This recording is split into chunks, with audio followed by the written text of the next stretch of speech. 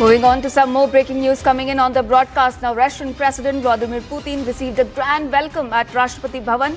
President Droupadi Murmu and Prime Minister Modi greeted him at the forecourt where a tri-services guard of honor was presented to him. The warm reception follows the signing of key agreements on immigration, healthcare, maritime cooperation as India and Russia work to strengthen strategic ties and ease cross-border mobility during President's two-day India visit. My colleague Siddhant Mishra joins us on the broadcast. Siddhant, how will the agreement signed today affect trade, energy and defense cooperation?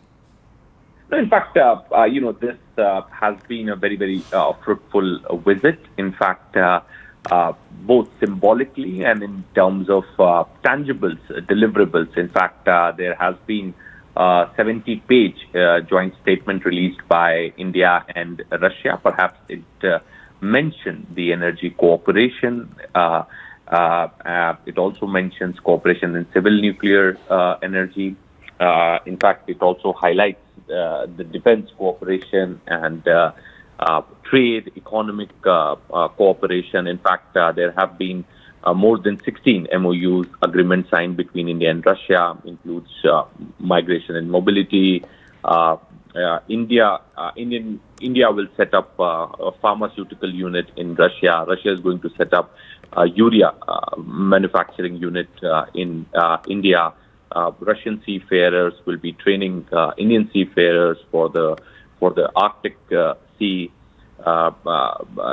So in fact, one of the big takeaways as far as people-to-people ties are concerned, then e-visas. There's going to be the e-visas on the gratis basis to be issued to the Russian tourists for 30 days. So that is also a very important announcement made during the state visit of President Putin.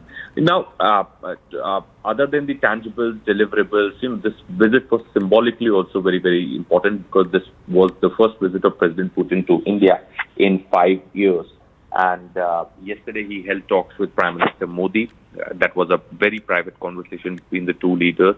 Only the interpreters were present in that meeting. Both leaders exchanged views on regional and global issues. In fact, President Putin briefed Prime Minister Modi about his meeting with President Trump's special envoy Steve Witkoff on the Ukraine conflict. And Prime Minister Modi once again reiterated India's position, and Prime Minister Modi once again made India's position very clear that India is not neutral. India is on the side of peace.